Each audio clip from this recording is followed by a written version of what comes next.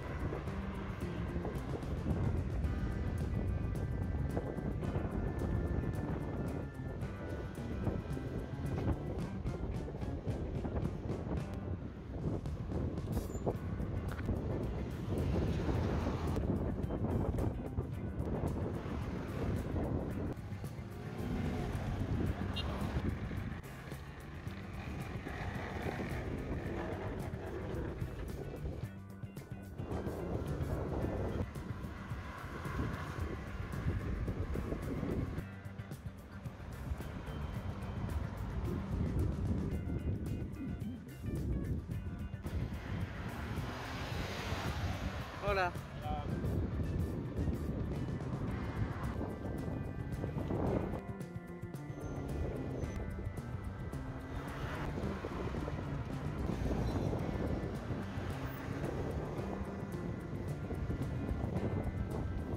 Yung parke national dito.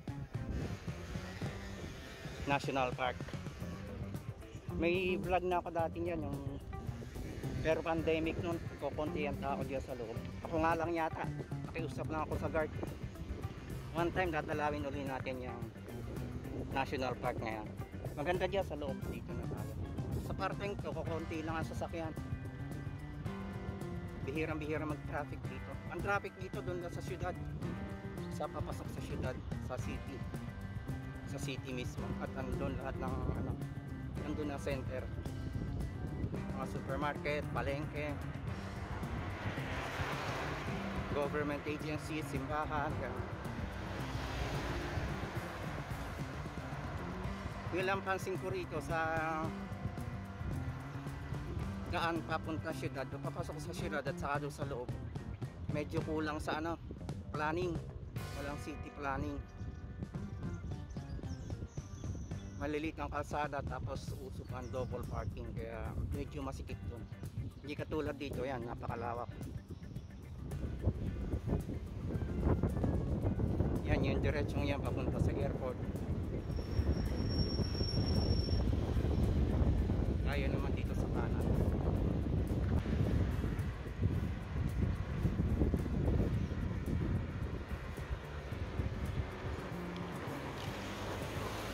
Dati Hilton Hotel to. Binenta na, naging Bisila Hotel. Hindi kasi masyadong dayuhin ng to ng turista.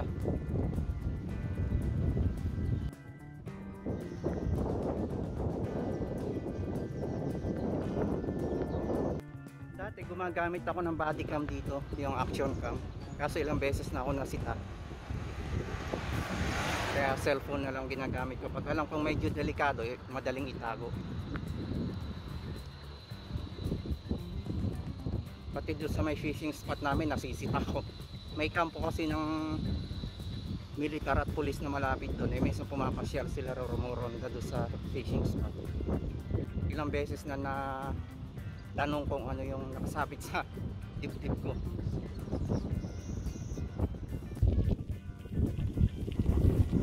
Mula dito sa konkretong daan papasok tayo dito. Medyo rough road dito sa parteng to. Pero may mga bahayan. Pwede tayong dumaan doon sa kabila, kaso dalawang checkpoint doon. Minsan mga nanghihingi.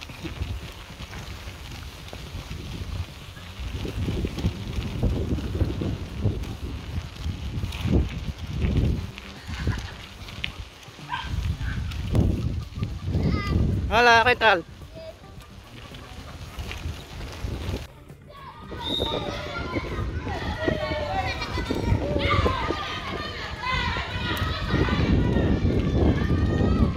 Ilang minutong ano lang naman to, padjak mula doon sa concrete.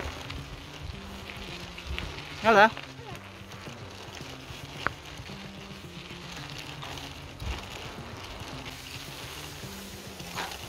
Yan, mga 2 minutong padjaka mula dun sa highway.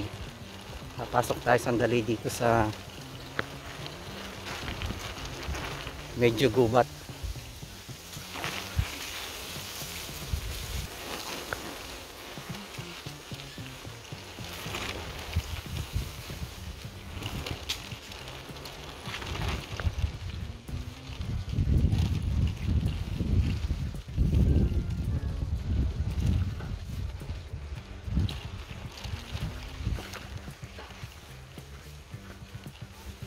So ayan, andito na tayo sa dagat mga master.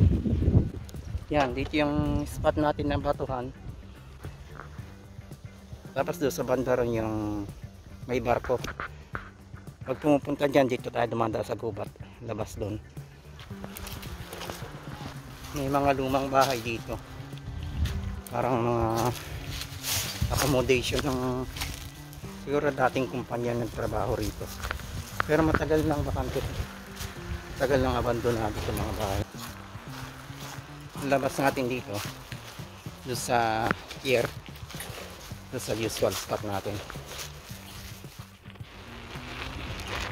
Yan, dito naman mga master yung papunta sa barko.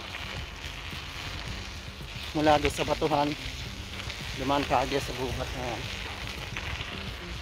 Nandito na tayo sa way papunta sa lumang pier.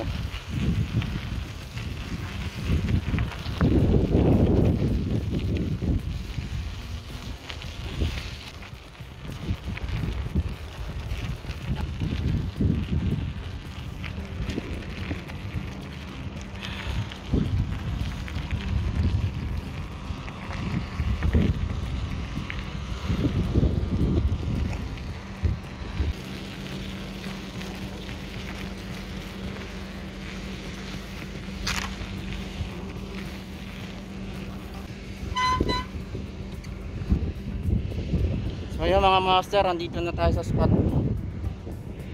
sa fishing spot natin. Salamat po sa pagsama sa akin sa paglalakbay papunta dito sa ating fishing spot. Subukan na natin maglalakbay.